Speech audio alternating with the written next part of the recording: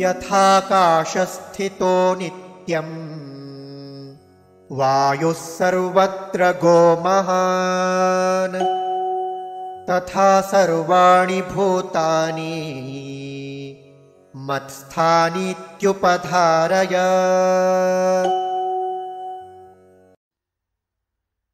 यथा आकाशस्थितः नित्यं वायुः सर्वत्र गः महान् तथा सर्वाणि भूतानि मत्स्थानि इति उपधारय।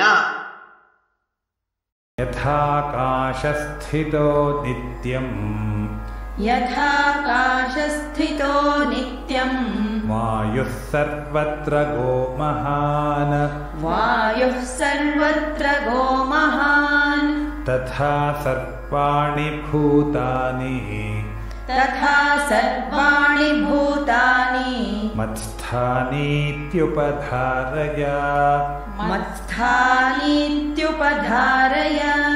यथाकाशस्थितो नित्यं वायुः सर्वत्र गोमहान् यथाकाशस्थितो नित्यं वायुः सर्वत्र गोमहान् तथा सर्वाणि भूतानि मत्स्थानीत्युपधारय तथा सर्वाणि भूतानि मत्स्थानीत्युपधारय।